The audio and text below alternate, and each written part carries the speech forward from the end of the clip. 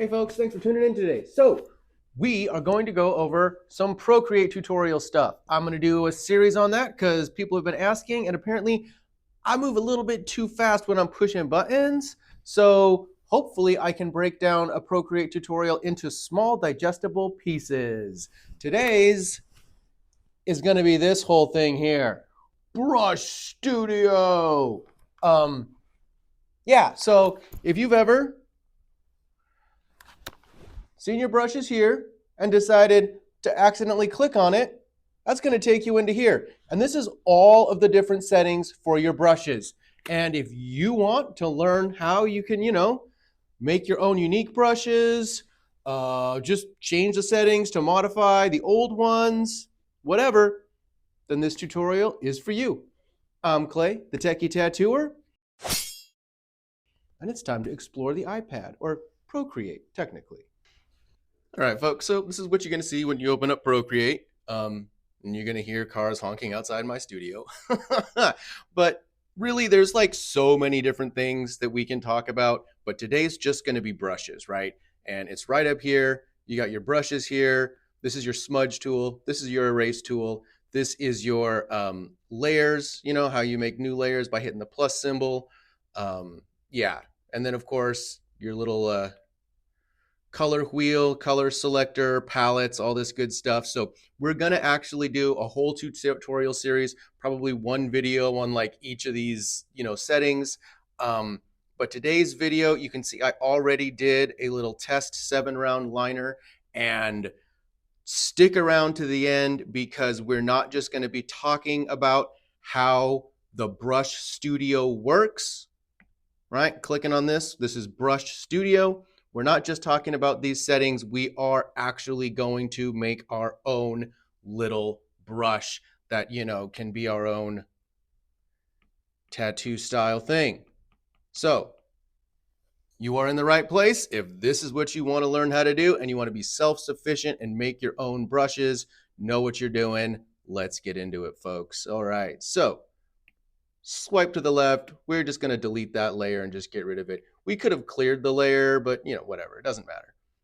So when you click on this, you've got your selection, and these can be thought of as like file folders and then the individual files, right? Here we're in the inking folder. Mostly I use the technical pen. This is my technical pen. It's, anyway, I was goofing around and yeah. So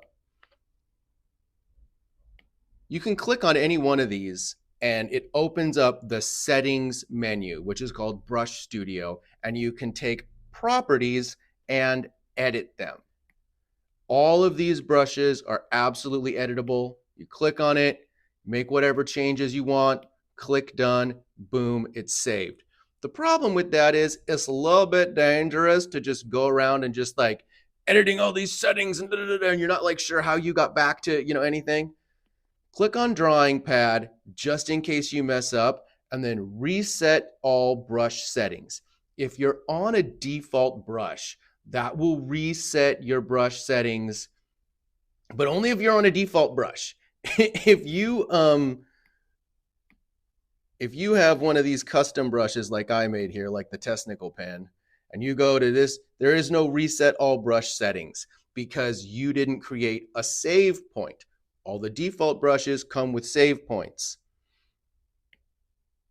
Go to About This Brush, click Create New Reset Point, then save. And now, when we go back here, now we can reset it to whatever those brush settings were when you saved the brush set, when you saved it. So that's a little bit weird, but really, honestly, you don't have to worry too much about that because there's a million different ways to skin a cat and Procreate. Me personally, I just slide over to the left and duplicate, right? And now we've got this exact pen with these exact settings. And once you click into it, anything you do, however much you break it, is going to be localized to this one duplicate, right? We can go over here. We can change the name, right? And this will be Technical Pen 2 because I'm super, super mature. And there we go. We've saved this guy. We can even create a new reset point. save it. And so now we can even go back if we need to this default brush settings that were the default settings that we copied from the technical pen itself. Before we get too much into this though, we're going to take a little bitty step back and look at how to kind of just read what we're seeing when we're looking at all of these different brushes. So there's two different things to pay attention to when you're looking at what options a brush provides you. So notice how this gloaming has the taper at the edges, but it also has a fade where the opacity gets lighter. And so what that means is the taper means when you push down, your brush gets thicker, right? It also means when you go lighter, the opacity, right? So see how, whoops, wrong one. See how this opacity is attached as well to the thickness? That means that both opacity and thickness are controlled by the pressure sensitivity. Whereas this guy, just thickness, right? It doesn't get any less opaque.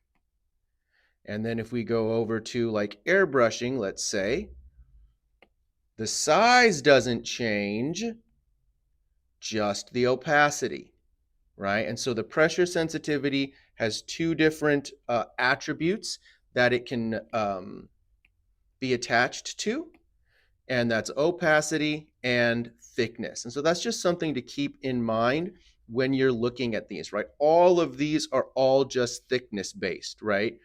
For ours isn't thickness based when we're going to create our little tattoo thing, because we don't want it to get thinner and thicker, right? We actually want it to be always, that's weird. Why is that?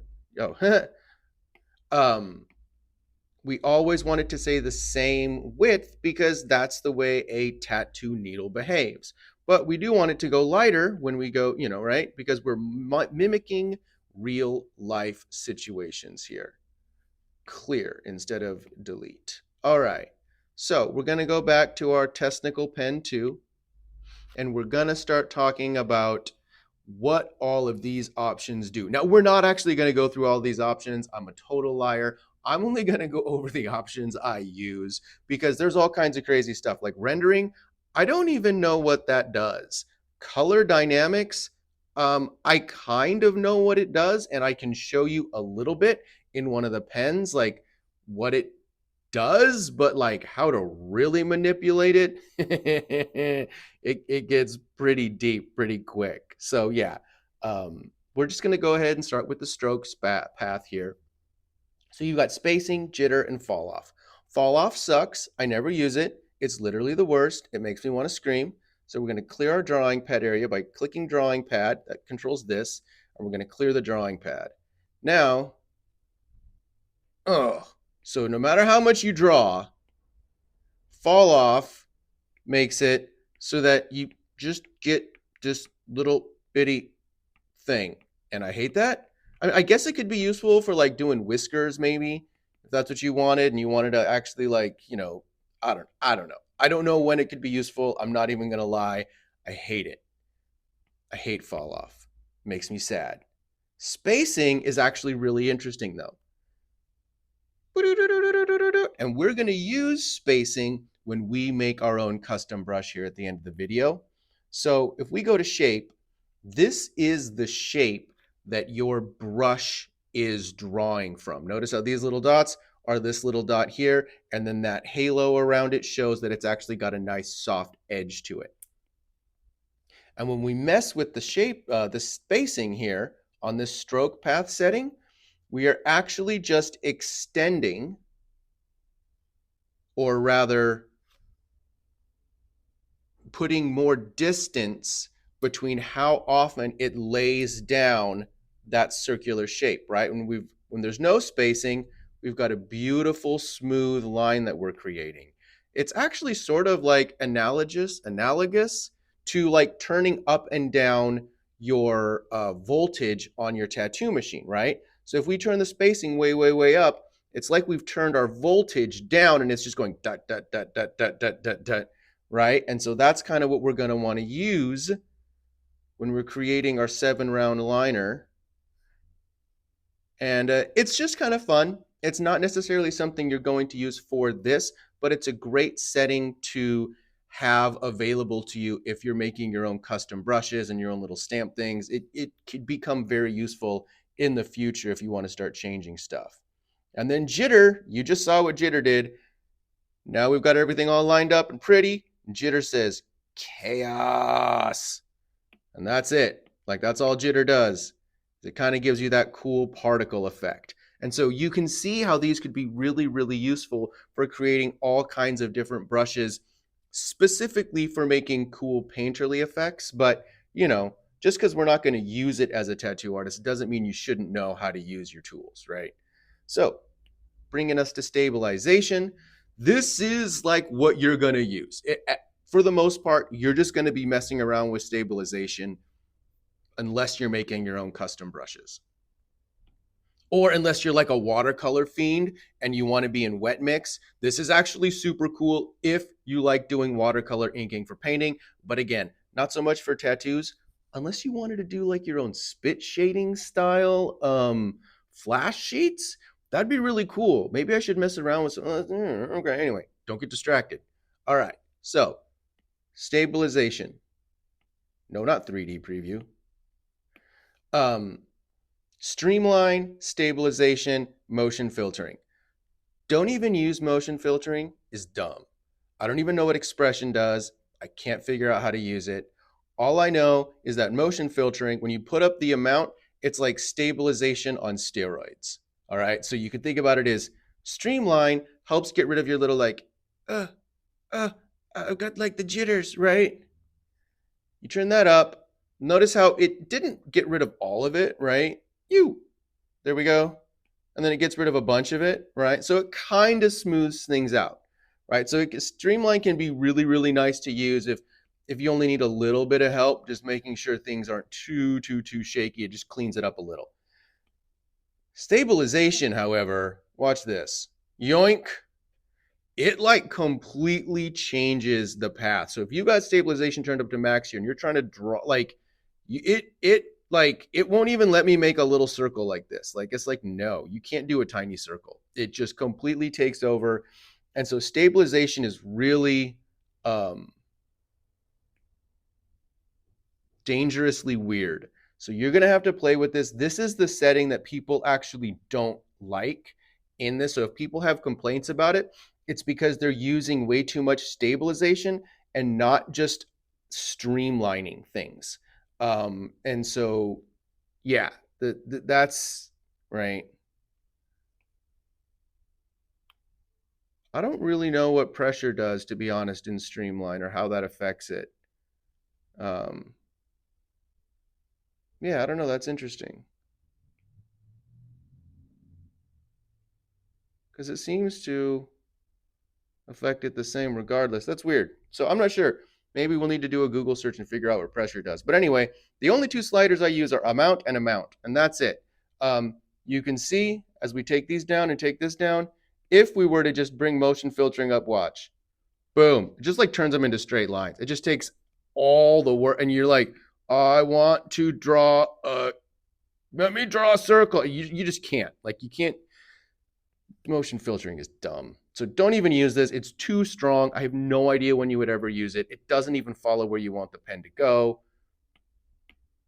Streamlining is great. Just slide that amount up a little bit to get your shakes out if you want, if you're a little bit nervous, or if you just want nice, clean lines. Stabilization, I absolutely will turn it up to like 60, 70% stabilization when doing calligraphy and when doing text.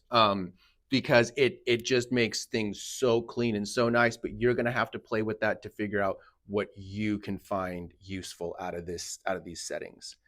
Taper. So taper is a little bit confusing. Pressure taper is the pen here. Touch taper is when you're using your finger, but so like, don't even deal with touch taper. Like, don't sweat it, right? Classic taper is turning all of this stuff off and just using the classic taper settings from a previous version. So don't worry about that either. But you're not really going to be using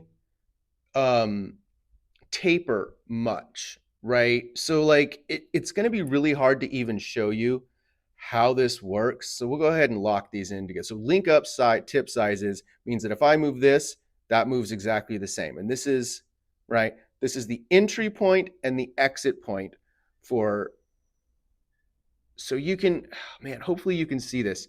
So see how this little line that's following me has like a super, super sharp taper to it, right? And like the faster I go, the longer that taper gets, and like the further behind my pen it is, right? So we'll do that again here really quick.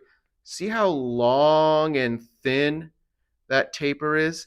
That's this end taper here. And then if I flatten it out, right, and I do it again, see how round that is now chasing my pen, right? That's the difference in what this taper setting does.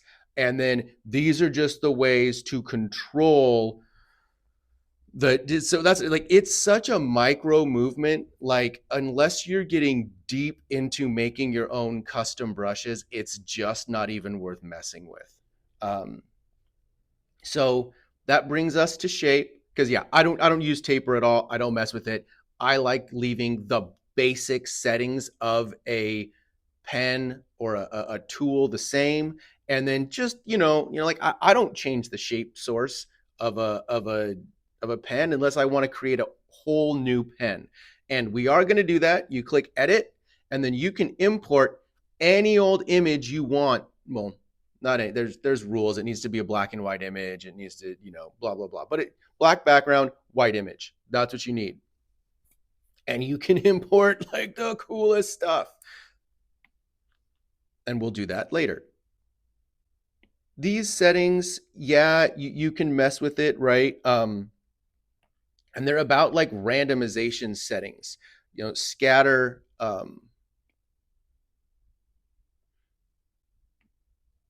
you can't really see, but it's scattering the edges ever so slightly.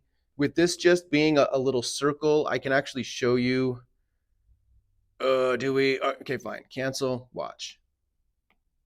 So if we go over to, where were we at? Shape, right? Okay, so check it out. So scatter, see how that twists and rotates? And that doesn't matter if your pen design is just a circle, right? It only matters for specific kinds of shapes, right? The count, what that's doing is that's actually making more versions of it pop up on top of each other at a time, right? So it makes it look thicker, right? And then no scatter, right? See how it's darker and thicker looking? Now it's more like it's got less blur on it, but it's because it has less versions stacked on top of itself. Then you can even do count jitter, where notice how it actually got a little fuzzy there, right? So we can bring up the count a little bit, and then we can jitter it like crazy, and see how it's got some randomization to it, where even though I did it light here, it's got some darker, more, opaque spots, right? And so this could be really useful if you're making your own custom brushes. But again, it's only going to be useful if you're making your own custom brushes. Yeah, so that's what those settings do. And then the different thing is you can randomize things. You can flip it on the X or the Y, and that's literally flipping your shape and choosing how it's randomized. Again, this is super, super deep into it, and this tutorial isn't really about all the settings. Just, hey, get in there, explore, make sure that you're duplicating stuff or knowing how to get back to your, reset all brush settings kind of thing. Yeah, because it's fun. Grain. We're not going to get into this either, but if you've ever watched like one of those really funny cartoons where like you'll have the little guy, right? And then, there's like, because stick figures are always in cartoons, and he'll be like walking along doing his little thing, like do do do do do do do do, walking along, right? And the texture on the shirt will like be still and like travel as he travels along. It's like you're panning across a texture.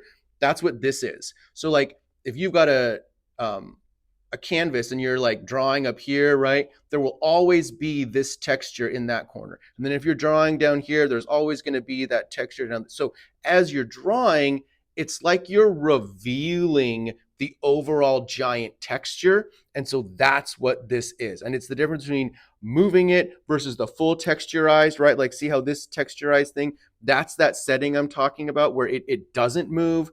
This is one where it does move. And this is how you move it, how it zooms, scale, rotation, that kind of stuff, and how it's randomizing this giant texture that you're using for your brush.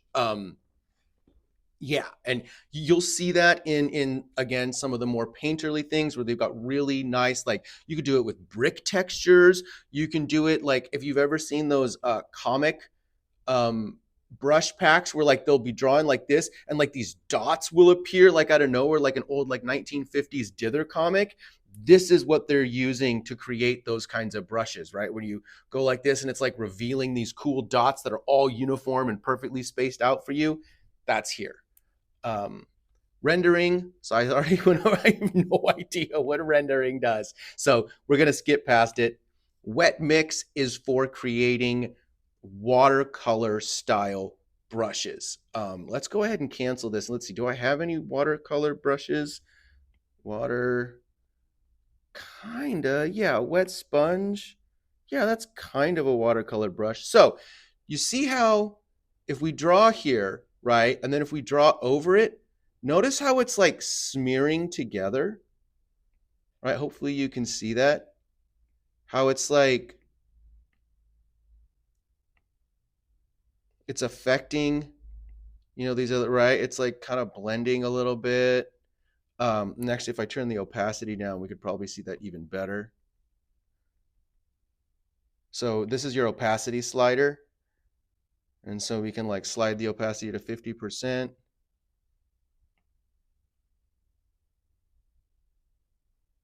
Yeah, that doesn't really help. But then if we,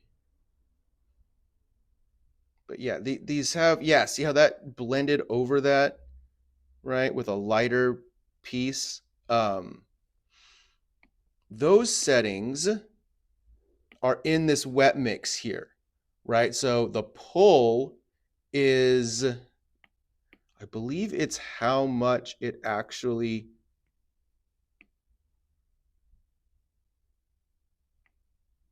I think that's how much color it pulls from the other one, right? So like if we go here and then we now go to like a light, yeah, see how these are like drawing together kind of? Like we'll turn the dilution way up. Yeah, see how these are like pulling each other and you're getting a cool mix out of these two colors now where it's like almost using like the smudge tool as well as a watercolor effect.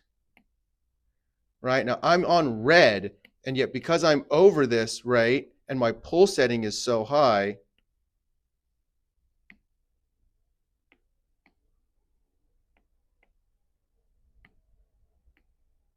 yeah, see, because my dilution is so high probably. Yeah, so let's bring the dilution down. Yeah, that is crazy. So anyway, you can see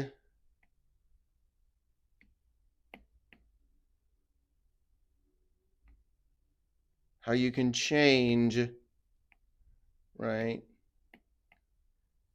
Right now we're just smearing it around, right? Because my dilution is so high, you can, it's like opacity, but not, because it starts out with some on the brush and then it goes away, right? So it's literally like you're diluting the amount of ink you've got, right? And then as I keep going, notice how it like kind of goes away eventually. And I've got, yeah, see, as I keep drawing, I keep drawing, I keep drawing, and I've got like nothing left to draw with because it starts out with a lot of ink on the brush and then fades into hardly any ink on the brush. That's like, we're like, it's super, super cool. And like, charge is the amount of ink that it has, even with the dilution. And like dilution is the amount of water, and it goes through with like how much pull there is. And I mean, it's crazy. These settings are really fun to mess around with. It's really cool. I do recommend playing around with this kind of stuff. It's really interesting. Yeah, I think the pull was like roughly 70, but I don't care. It's I don't use the watercolor brushes, whatever. Actually, here we go. Reset. Yay! We just reset it and we erased all our craziness. There we go. Right. Okay, 78 and 16, right? You can have so much fun in the wet mix. So much fun. Color dynamics. Same kind of stuff where like, here, watch. Organic? Yeah. Okay, so see how we got all these different colors in this, right? This got some orange and some reddies and all that stuff. But then also notice how every time I do this, they kind of come out slightly different colors, right? Like this one's more orangey. This one's more like burgundy kind of color. This one's a good like 50-50 mix, right? That's what's done in here, where the stroke color jitter, if we turn all of this off, then that means that every time we do one of these strokes, they're going to have the same setting. So it'll be the same color, right?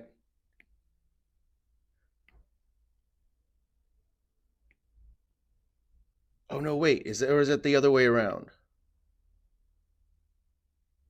Oh, did I not save it? Done. Save that. These should now all be the same color. Yes, exactly. See, now they're all the same, right? All the same basic color breakdown. And then when you use the stroke color jitter, right, and you bring these back up, we're going to like basically have it be the same kind of settings as this, right? Like roughly, and then done. Now, see how they're already slightly different? And you can have them be like drastically different, right? But that's what this stamp does. These color jitters is you go and you use this stuff, right? Like the jitter and the spacing to create this cool particle effect. And then you come down here to your color dynamics to change the colors of the particles, right? Because the stroke path just allows you to have different particles from your single shape here, your leaf. And then the color dynamics allows you to randomize the color, right? And so that's what gets really fun is there's so many different ways to randomize the color, but that's what you're looking at is this is the color and this is the randomness. And you combine all these different things together to make really fun stuff, like the pressure sensitivity and all that. Dynamics. I don't use dynamics at all. I have to be honest, I don't truly understand it. My guess is that because we have the jitter size up to max and the opacity up to like 51%, if we were to take this opacity down, see how that just got deeper, right? And now the opacity on some of these is like really, really light. So I could see, I think that's what we're doing. And then if we take the jitter down, yep, right? So this size jitter means some of them are super, super small and some of them are way bigger. Whereas this, now they're much more uniform in their jitter size. In fact, I think they are completely uniform. Now the size is maximally randomized. So you get little bitty tiny ones and big old ones, right? So just play around and see what all these different things do. Whoops. Cancel. Go back. All right. So pressure, opacity, flow, bleed. We'll probably end up using some of this because I think we end up taking like the flow or opacity and like, Yeah, I think we'll need some of these when we make our custom brush, but we'll find out. Now, if you don't want your brush to be pressure sensitive in the width, in the size of it, that's where you take the brush behavior, maximum size and minimum size, and you set them to be the same, right? And then that way, no matter how hard you push or how soft you push, the maximum and minimum size are exactly the same. Same thing with maximum and minimum opacity, right? Where if you have maximum opacity and minimum opacity, this is turned off, this is turned all the way up, and then that means that no matter how hard or light I push, the minimum doesn't exist and the maximum does, right? Is always at max. And if you want to turn that on, let's see, how does it go? It's maximum opacity.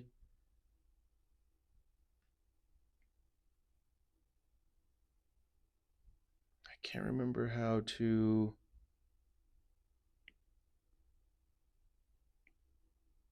There we go. That's why I'm like, I knew we would need to use a setting here, right? So opacity is max, and that means I'm listening to this the maximum amount. And I know that's super hard because you're like, wait, that's not fair. Those two settings have to work together. Yes, so many settings have to work together in this, right? Which is why it's a little bit in depth. So maximum opacity is set to its max possible. Minimum opacity is set to the minimum possible, which is 256 and 0, if you know your, anyway, which is 100% and 0%. And then dynamics, dynamics, no, properties, Apple Pencil, there we are. This is how much it's going to let that setting through into the actual brush behavior. I know it's super confusing. It's a little bit intense, but hey, we're having a good time, right? Properties, we just went over that. Smudge pull is like for your smudging tool, so we're not going to worry too much about that right now. Yeah. Materials, this is for 3D rendering stuff. If you've got like a 3D body, and again, we're not going to worry about that because that's not really for the brush, but this is like how things draw onto a three-dimensional shape, and can be very, very useful if you're doing those kinds of 3D shape images, but that's for another time and date. And then this is just, about this brush, snow gum. This is where you would change the name, et cetera, et cetera. And that's it, folks. Let's go ahead and get to making our own custom brush. All right, so here we are now on to our creation of our own custom brush. As you can see, I had already done this little test tattoo 7-round liner, and we're just going to go over the steps to make our own version of it. There's all kinds of different ways you can do this, because it's all about the settings that you think best represent, a tattoo pen, or a cartridge, needle grouping, whatever you want to call that. But just to kind of go over like some really quick basics, the reason I chose this hexagonal shape is because most of them kind of conform to this idea here, or rather, round liners and round shaders conform to this sort of like a hexagonal or like a circular grouping around, and then one in the middle, right? It changes up a little bit for bigger groupings, but this is roughly what you get, is this sort of like zigzag idea, right? Magnums are those flat ones, right? So if we were to do a 7 mag, it has 4 on the bottom and 3 on the top. Again, in kind of these zigzag offset patterns, right? And so you can choose to do any, any needle grouping that you like, right?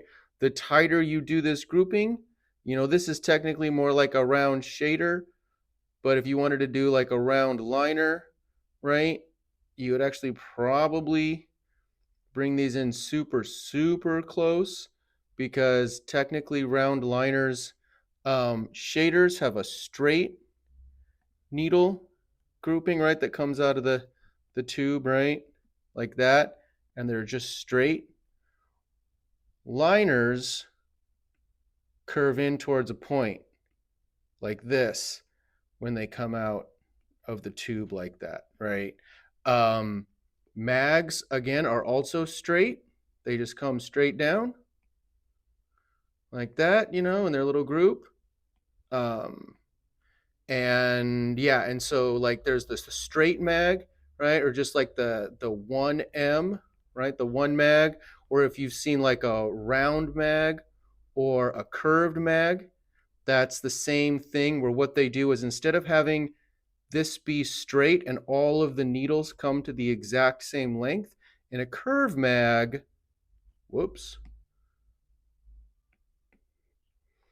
in a curve mag, it's like this, where the edges, right, where these guys are a little bit deeper, and then the ones at the very edge. And that's because when you're tattooing on the skin and you push down, right, it kind of trampolines out a little bit like this.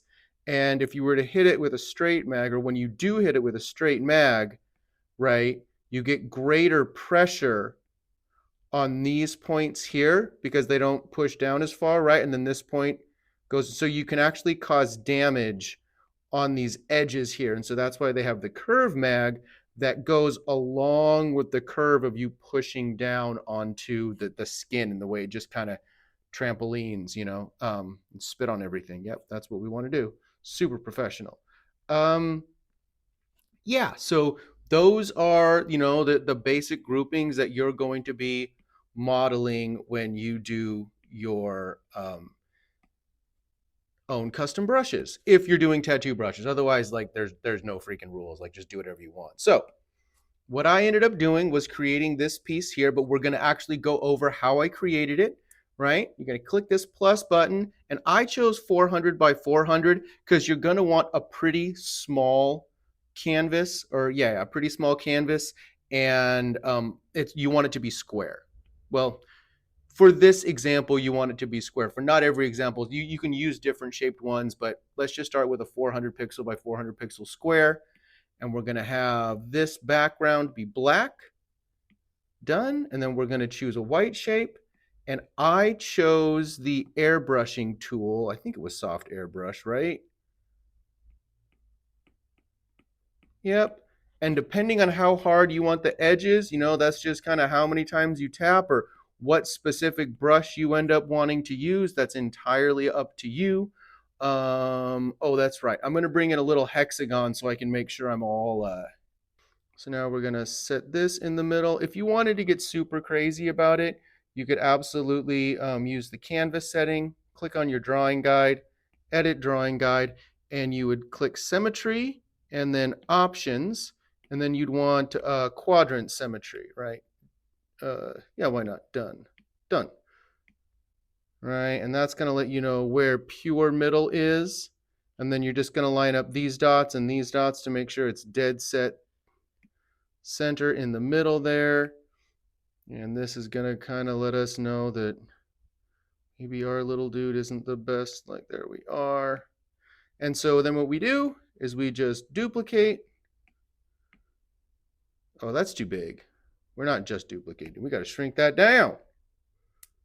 Cut. Or no, not cut. Just delete. Yeah, just delete.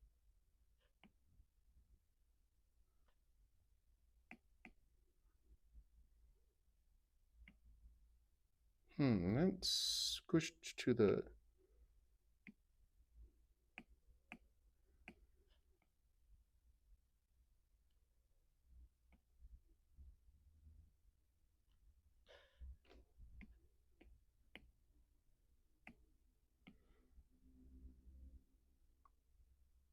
There we go. That should be all right.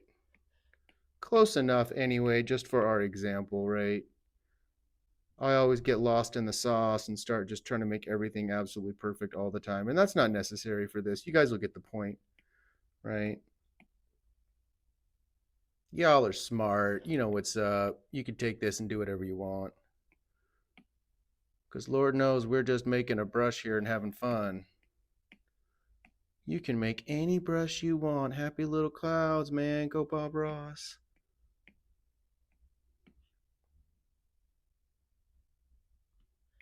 Right, and then we're just going to squish all this down onto one layer. Mute this, and then ta-da! Now we've got our thing, and we don't have to worry about the white lines. Those are guidelines. They don't actually exist when we export it. So click here, share, JPEG. It doesn't really matter. And then we're going to save image. There we go. Then we go back to the gallery. We're going to go back to here.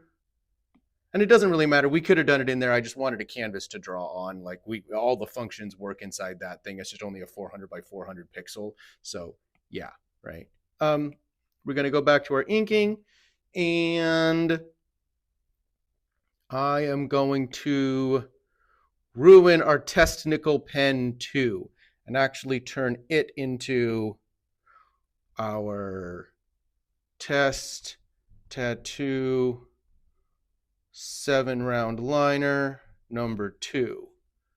Done. Okay, so now this one is our new guy, and we're going to go over to our shape, edit our shape, import the photo, import our photo. Done. And now watch ya. So click on our drawing pad, clear it, and yeah. So you can see when we stop or like that, right? It is technically there. It is working. So how do we make it work the way we want to make it work now? Well, we definitely want to add some nuts. Is it space? Yeah, we want to add some spacing to. There we go. And a little bit of spacing to it. Yep. But now we want to turn off the taper, right? So we don't want it to taper because that's not good. Because goodness knows tattoo needles don't do that. So that's over. Nope, we can't turn off tapering here. We turn it off in, yep. So as you slide these, right? I mean, I'm just going to set the maximum size to 25 because I'm not really sure what the best thing to do is. Oh, and if it gives you lip, right?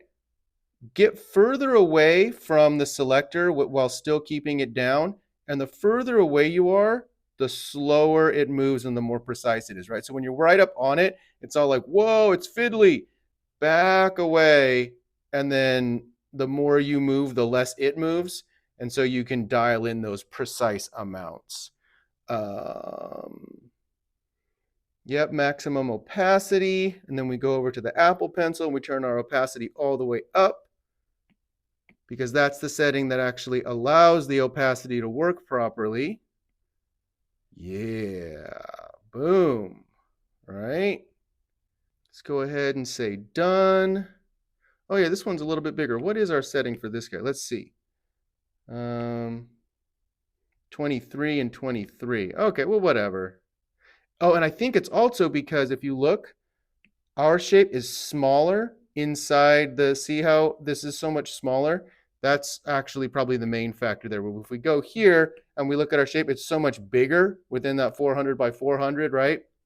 And it's because if we go back to gallery, right, you can see how much less space it's taking up and how much more space it's taking up. So that's actually probably the main factor there. Why, when we look at these, this one is fatter and this one is smaller, right? And so those are definitely things to consider when you are making your own pens and that kind of stuff. Oh, we still have some, look at that. We don't want that on there. So properties, there's maximum size, preview size.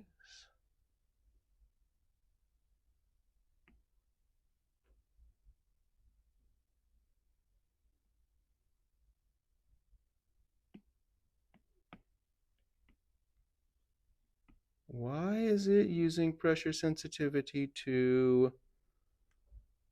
How did I turn that off?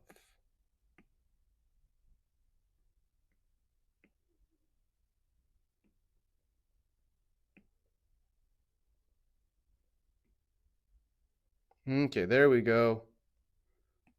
Yep, we just turn all of these down in the taper. You notice how it completely turned that off there? Right, so there we go. That's what we want. Much better. Okay, cool. Yep, done. Now it's going to save those settings, and now, yes. Much better. So now we've got our own little thing we can do shading with, and then if you want it to look more like a stipple brush, right, you would have to duplicate it, right? And we'll change the name to stipple. Yeah, there we are. Stipple, I can spell. All right. And then we go over to this and we just up our spacing a bunch, right? We say, cool. So then now we've got a more of like kind of a stipple shade thing. And you wouldn't really do stipple shading with a 7-liner, right? That's why like they do most of their stipple shading with the 3s, right? But those are the kind of things you could do, right? Those are just different ways you can change the setting and get all kinds of really cool texture effects with your piece. And that's it. You did it. If you followed along, you just created your first brush in Procreate, and you can go create as many more, and go ahead and ask me questions. I will answer the ones I can. Obviously, I can't answer them all because you can see there's a bunch of settings I don't personally have experience with because I don't use them. But there you go, folks. Hopefully you guys found this tutorial useful, and hopefully I can get it down into a small amount, but I just looked and noticed that raw, just doing that was like a 16-minute clip for just how to make your own brush. Oh, that could have been its own tutorial. I got to stop trying to cram this much information in them. Thank you for tolerating me, folks. If you found this useful at all, please share it with somebody. Put those notifications on because I'm going to keep doing tutorials on these little things. All right, let's make it happen. Thanks, guys. Have a good one.